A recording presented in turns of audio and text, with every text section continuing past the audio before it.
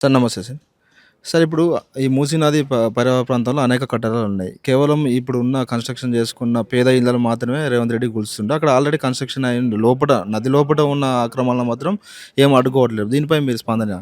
నది లోపల ఉన్న కట్టడాలు పోయిన సంవత్సరం కొన్ని తీశారు. అవి కూడా ఏంటంటే పేదవాళ్ళయి. యాక్చువల్‌గా నది లోపల ఎందుకు మనకి ఇమిలిబన్‌లో బస్ స్టాండ్ ఉన్నది. ఎంత పెద్దది అది. ఆ స్ట్రక్చర్‌ని తీయాలి కదా! మొట్టమొదట రూల్స్ పేదవాళ్ళ మీద అమలు చేయబోయే ముందు దాన్ని తీసేయాల. అది చేయలేదు. తర్వాత ఇంకా నిజంగా చెప్పాలంటే బఫర్ జోన్‌లో హైకోర్టు దగ్గర నుంచి తర్వాత మన ఉస్మానియా హాస్పిటల్ ఇవన్నీ కూడా వాటిని తీస్తారా? ప్రజలే ఒప్పుకోరు. మేము ఒప్పుకోం అవన్నీ తీయటానికి.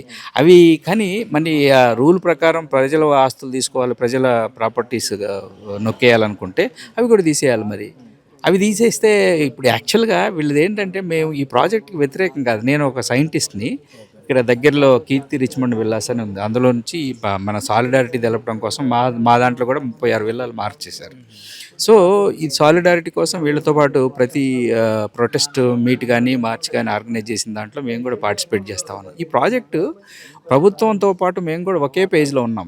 మేమేమి దీనికి వ్యతిరేకం కాదు. అస్సలు కాకపోతే ఏంటంటే మీకున్నటువంటి రిసోర్సెస్ భూములు ఉన్నటువంటి అటుపక్క ఇటుపక్క ఆల్రెడీ 30 మీటర్ల బఫర్ ఉన్నది వాళ్ళకి. ఆ 30 మీటర్లోని ఈ రివిలెట్స్ 2 మూసా కానీ ఈసా కానీ రెండిటికి కూడా 30 మీటర్ల ఆల్రెడీ ఉన్నది. ఆ ఉన్న దాంట్లో వాళ్ళు నిజంగా కూడా 80 నుంచి 100 అడుగుల రోడ్డు వాళ్ళు ఉన్న భూమిలో వేసుకోవచ్చు. అది చేయరంట.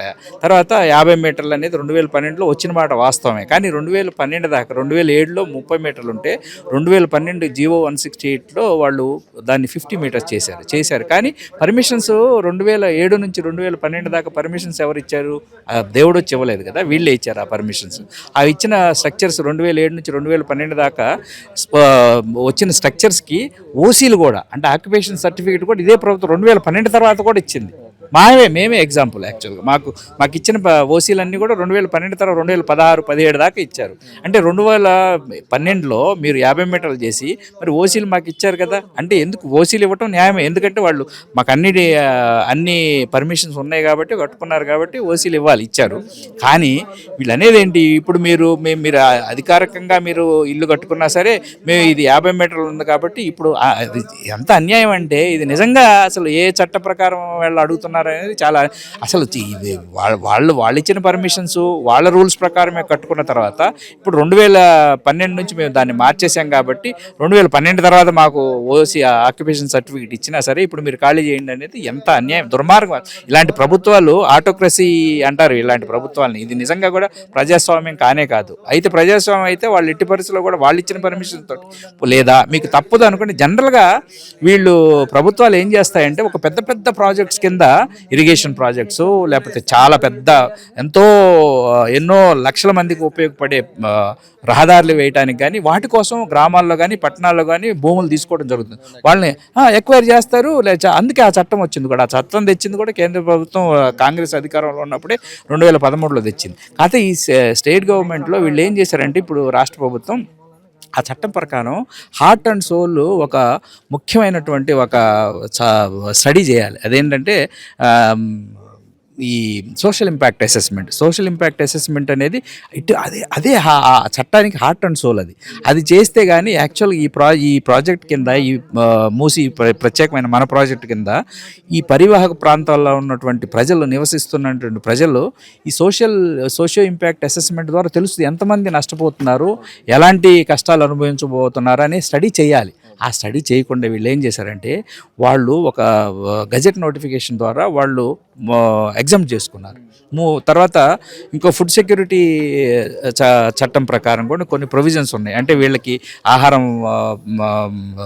వీళ్ళు ఆహారం సొంతగా సంపాదించుకుంటున్నారా, ప్రభుత్వం మీద ఆధారపడి ఉన్నారా, వాళ్ళ లైవ్లీహుడ్స్ ఎలా, వాళ్ళ ఉద్యోగాలు కానీ వాళ్ళ ప్రొఫెషన్స్ ఎటువంటివి, వాళ్ళు బ్రతకడానికి వాళ్ళు దేని మీద ఆధారపడి ఇలాంటి స్టడీ కూడా చేయాలన్నమాట. ఏది సోషియో ఇంపాక్ట్ అసెస్మెంట్తో పాటుగా అలాంటివి రెండు అంశాలను కూడా వాళ్ళు ఎగ్జామ్ట్ చేసుకొని గెజెట్ నోటిఫికేషన్ ఇచ్చుకొని ప్రజలతోటి ఇంకోటి చాలా ముఖ్యమైనటువంటి విషయం ఏంటంటే ప్రజలతో సంవాదం చేయాలి, అంటే వాళ్ళతోటి కాన్వర్సేట్ చేయాలి, కమ్యూనికేట్ చేయాలి. అది కూడా ఎగ్జామ్ చేసుకున్నారు. అది కూడా చేయకుండా వాళ్ళు మీరు ఖాళీ చేయాల్సి తర్వాత ముఖ్యమంత్రి గారు ఏం మాట్లాడతారు ఈ మధ్య, అదే అంతర్జాతీయ మహిళా దినోత్సవం రోజు వాళ్ళతో వెళ్ళి మాట్లాడాల్సిన విషయం ఏంటంటే మహిళలకి ఏమేమైతే ప్రభుత్వాలు ఏమేం చేస్తున్నాయి, వాళ్ళని చదువుల కోసం కానీ వాళ్ళ రక్షణ కోసం కానీ వాటి గురించి మాట్లాడకుండా, అంతర్జాతీయ చట్టంలో ఉన్నటువంటి ముఖ్యమైనటువంటి ఉద్దేశాల గురించి మాట్లాడకుండా మూసీ ప్రాజెక్ట్ గురించి మాట్లాడతాడు. ఎంత అన్యాయం అండి అది. వాళ్ళతో మాట్లాడుతూ ఏం చెప్తాడు, ఈ 30 మీటర్ల నుంచి 50 మీటర్లు చేసిన చట్టం ఉంది, ఆ చట్టంలో వీళ్ళు ఖాళీ చేయాల్సిందే, వీళ్ళు ఖాళీ చేయకుండా మనం మంకుపట్టు పట్టి కూర్చుంటే ఆ ప్రాపర్టీస్ అన్ని వాల్యూ జీరో అవుతాయి. ఎంత ఎంత దుర్మార్గం అండి. అసలు అవసరమే లేదు. వీళ్ళు యాక్చువల్గా నిజంగా కూడా ఈ ప్రాజెక్ట్ని సుందరీకరణ చేయాలన్నా సరే, తర్వాత ఈ ప్రాజెక్ట్ని ప్రక్షాళన చేయాలన్నా సరే, కానీ వాళ్ళు ఆ భూమిని కిందకు నది పరివాహక ప్రాంతాన్ని అంతా కూడా డీపెనింగ్ చేయొచ్చు, రిటెన్షన్ వాల్స్ చేయొచ్చు, తర్వాత 30 మీటర్ల ఎగ్జిస్టింగ్ ల్యాండ్లో వాళ్ళు రోడ్లు వేసుకోవచ్చు, చాలా చక్కగా చేయొచ్చు. గాంధీ విగ్రహం పెట్టుకోవడానికి ఆ కాన్ఫ్లుయెన్స్, రెండు నదులు రివిలెట్స్ వచ్చి కలిసే ప్రాంతాన్ని కాన్ఫ్లుయెన్స్ అంటారు. ఆ కాన్ఫ్లుయెన్స్ దగ్గర మీరు తెలుగులో ఏమంటారు, ఏదో ఒక మంచి శబ్దం ఉంది, ఆ రెండు నదులు సంగమం, ఆ రెండు నదులు కలిసే సంగమం దగ్గర వాళ్ళు ఈ విగ్రహం పెట్టడానికి కూడా వాళ్ళకి ప్రభుత్వం దగ్గర ఆల్రెడీ 65 ఎకరాలు ఉంది. అది కాకుండా వాళ్ళు 250 ఎకరాలు కావాలంటే, ఇదంతా కూడా ఆ చుట్టుపక్కల అంతా కూడా పెద్ద వాళ్ళకి ఆ భూములన్నీ అప్పచెప్పి రియల్ ఎస్టేట్ దందా చేయడానికి తప్పితే ఇంకొక కారణమే లేదు. ఇది ప్రజల్ని మోసం చేయటం కాదండి, వాళ్ళ జీవితాలతో ఆడుకుంటున్నారు. ఎంతమంది మిడిల్ క్లాస్ వాళ్ళు అంటే ఎవరండి, నెలకి 15,000 20,000 సంపాదించుకొని ఎక్కడో చాలా కాయ కష్టం చేసుకొని బతుకుతున్నారు. ఏదో ఆ లైఫ్ టైంలో వాళ్ళ ఒక ఇల్లు సంపాదించుకుంటే ఆ ఇల్లు మేము వచ్చి డిమాలిష్ చేస్తాము, మేము మీకు పరిహారం ఏంటో తెలుసా, వీళ్ళు మాట్లాడే పరిహారం పబ్లిక్ నోటిఫికేషన్ ఇచ్చి, ఇండివిజువల్గా కూడా పబ్లిక్ నోటిఫికేషన్ ఇచ్చి ఫిబ్రవరి 11వ తారీఖు అనుకుంటా, ఆ నోటిఫికేషన్లో మీరు వాలంటీర్గా వచ్చి మీ భూములన్నీ మాకు సరెండర్ చేయండి, సరెండర్ చేయకపోతే మేమే తీసేసుకుంటాము, సరెండర్ చేయకపోతే కనుక ఒకరోజు డిమాలిషన్ కూడా జరిగే అవకాశం ఉంటుంది అని మాట. ఎంత దుర్మార్గం అంటే ఎలా అండి. చట్టం సరే, ప్రజలు ఎక్కడ వెళ్తారు, చట్టంలో ఉన్నాయా ఇవన్నీ, చట్టంలో ఉన్న ప్రకారం చేయండి. 2013 ఈవెన్ తెలంగాణ ప్రభుత్వం కూడా 2013 చట్టాన్ని, కేంద్ర ప్రభుత్వ చట్టాన్ని వీళ్ళు మన బీఆర్ఎస్ ప్రభుత్వం ఉన్నప్పుడు దాంట్లో కొన్ని మార్పులు చేసుకొని 16-17లో రాష్ట్రం కూడా ఒక చట్టాన్ని తీసుకొని వచ్చింది. అదే ఆల్మోస్ట్ దాంట్లోనే కొన్ని మంచి విషయాలు పెట్టారు. అందులో ఏదో కొన్ని నచ్చని విషయాలు, అవి కూడా ఇప్పుడు వాళ్ళు అపోజిషన్లో ఉన్నారు, వాళ్ళు కూడా మాట్లాడుతున్నారు. అందులో మా ప్రభుత్వం వస్తే మేము ఎట్టి పరిస్థితుల్లో కూడా ఈ ప్రాజెక్ట్ని మేము జరగనీయము అని మాట్లాడుతూ ఉన్నారు. కాకపోతే అప్పటిదాకా ఆగాలి కదా. అప్పటిదాకా ఆగాలంటే ఇప్పుడు ఇందులో లీగల్ విషయాలు నేను ఇప్పుడే కొన్ని విషయాలు మాట్లాడాను. సోషల్ ఇంపాక్ట్ అసెస్మెంట్ లేదు, తర్వాత జీవో 168లో 2007 నుంచి 2012 దాకా ఇల్లు కట్టుకున్న వాళ్ళ గురించి వాళ్ళ గురించి ఏంటి, వాళ్ళకి అందులో ప్రొవిజన్ ఉండాలి కదా. మీరు కంపెన్సేషన్ ఇస్తారా, కంపెన్సేషన్ మార్కెట్ రేట్ ప్రకారం కంపెన్సేషన్ ఇస్తారా, లేకపోతే భూములు ఇచ్చి మధు పార్క్ విషయంలో ఏదో మాట్లాడుతూ ఉన్నారు, మేము 7 ఎకరాల భూమి ఇస్తాము, 2,500 రూపాయలు స్క్వేర్ ఫీట్ చొప్పున డబ్బులు ఇస్తాము, మీరు కట్టుకోండి అని మాట్లాడారు. అలానే ప్రతి ఒక్కరికి ఇవ్వాలి. ఇచ్చినా కానీ వీళ్ళని నమ్మరండి. ఎందుకంటే టీడీఆర్లు ఇచ్చి మీరు టీడీఆర్ 300% వాలంటరీగా మా దగ్గరికి వస్తే 300%, 400% ఇచ్చి మిమ్మల్ని ఆదుకుంటాం. ఏంటి వాళ్ళు ఆదుకునేది? ఎవరు రమ్మన్నారండి? మీరు ఎవరండి మమ్మల్ని ఆదుకోవడానికి? అసలు మా భూములు తీసుకొని మమ్మల్ని మీరు ఎందుకు ఆదుకోవాలి? మాకు అవసరమే లేదు కదా.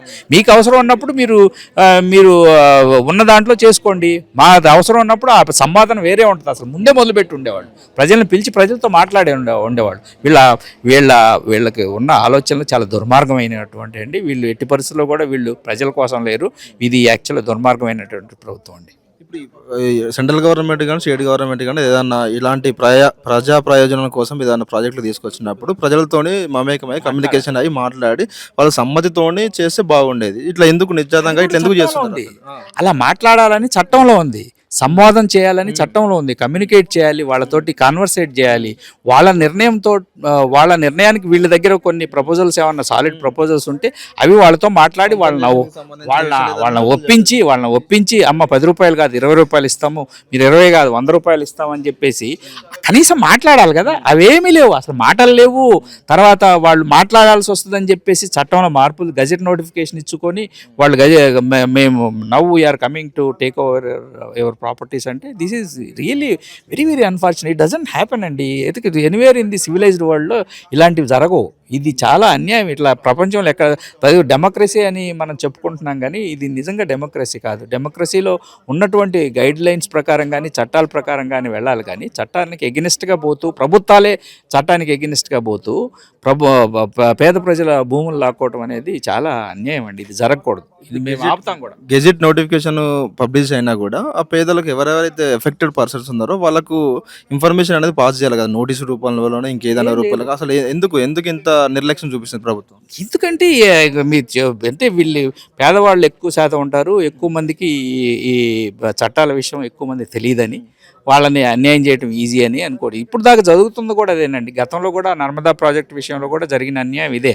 పేదవాళ్ళకి వాళ్ళ చట్టాల గురించి ఎక్కువ తెలియదు, వాళ్ళని భ్రమలో పెడతారు. మేము మార్కెట్ విలువ మీకు ఇస్తామని చెప్తారు. మార్కెట్ విలువ అంటే మనకు తెలియదు ఏం లేదు. ఈ టీడీఆర్స్ ఇస్తారు, లేకపోతేనేమో ఏదో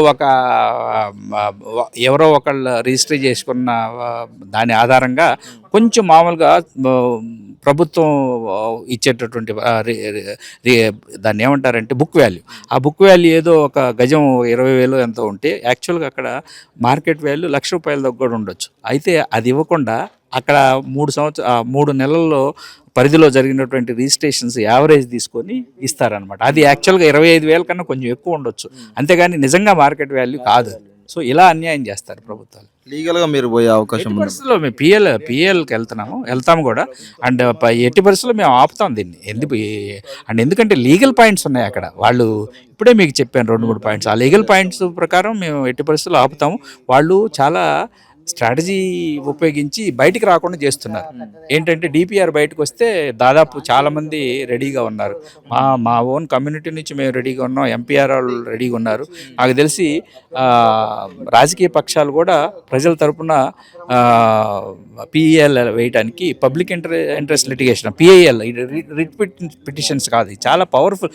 పిఐఎల్ అంటే యాక్చువల్గా అందులో చట్టానికి వ్యతిరేకంగా చేసేటటువంటి అంశాలు ఉంటేనే పిఏఎల్కి వెళ్ళటం కుదురుతుంది. సో వీళ్ళు పిఏఎల్కి వెళ్ళడానికి దాదాపు ఈరోజు విన్నదాని ప్రకారం దగ్గర 20 నుంచి 25 పిఏఎల్స్ పడటానికి రెడీగా ఉన్నాయి. చాలా అన్యాయంగా ఈరోజు డిపిఆర్ రిలీజ్ చేస్తామని చెప్పి గత 10 రోజులుగా 13వ తారీఖు రిలీజ్ చేస్తామని చెప్తూ వచ్చి ఈరోజు రాత్రి తెలిసింది మాకు. రాత్రి కొంతమంది ఈ ప్రొటెస్ట్ చేస్తున్నటువంటి నాయకుల్ని వాళ్ళని పిలిచి వాళ్ళతో మాట్లాడి, మీరు ఎందుకు ఒప్పుకోవట్లేదు, మేము అన్నీ ఇస్తున్నాం కదా, మేము మీకు కంపెన్సేషన్ కూడా ఇస్తున్నాం కదా అని మాట్లాడుతూ ఈ అంశం చెప్పారంట. మేము డిపిఆర్ ఇప్పుడు తీసుకురావట్లేదు, only PP power point presentation చేస్తున్నారు ముఖ్యమంత్రి గారు. ఆ తర్వాత ఇప్పుడు డిపిఆర్ రెడీ కాలేదని చెప్తే, డిపిఆర్ అసలు యాక్చువల్గా నిజంగా అయితే మాకు తెలిసింది ఏంటంటే అందులో కూడా ఆఫీసర్స్ ఉంటారు కదా, వాళ్ళు ఆఫ్ ద రికార్డ్ మాట్లాడతారు కదా, ఎప్పటి నుంచో రెడీగా ఉంది అది. కానీ వాళ్ళు చాలా జాగ్రత్తగా సిస్టమేటిక్గా ప్రజలకి అంశాలన్నీ తెలియకుండా కోర్టుకు వెళ్తారనే ఒక భయంతో వాళ్ళు రిలీజ్ చేయట్లేదు. Thank you.